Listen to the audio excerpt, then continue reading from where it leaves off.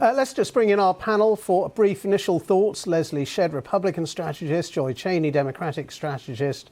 Leslie, so you first of all, just on that point we were discussing, would you support the US bombing civilian targets in Iran, like desalinization plants?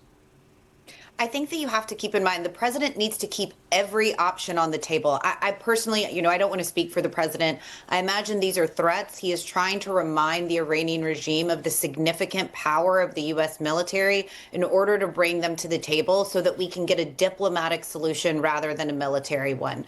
Caroline has made this clear, so has the president repeatedly. The United States military does not target civilians. So I truly believe this is his reminder to the Iranian regime that we do have the power. We have the military capabilities of causing very serious, very real pain to you. We do not want to have to do that. Joy, does it seem to you that there's a bit of a stalemate here, trying to read through those messages coming from the White House about talks progressing well, but yet preparations for a ground operation also? I no longer try to figure out what the president is doing. The notion that this is some kind of organized plan is folly. They are flying by the seat of their pants. The reason why Ms. Leavitt had to respond to what, he said is because he probably didn't realize that he was actually out there promoting a war crime. He doesn't understand the rules of engagement and the law, right? So at any rate, and they told him afterwards, and so now they're cleaning it up.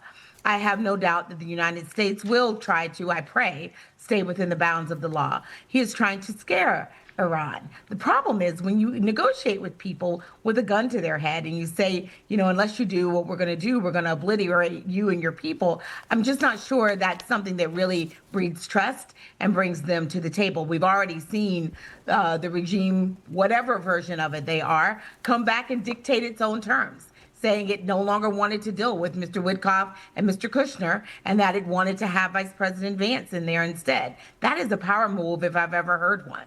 So I frankly think that, we are overestimating where we are in this particular conflict and negotiations, and I hope we come to some resolution, but it's not like we can trust everything that comes out of the White House. OK, and of course, as is always the case in these things, people don't tell us in the media and the public exactly what's going on all of the time either. Joy and Leslie, stay with us there for a moment. We're going to come back to your thoughts in just a few minutes. Yeah, because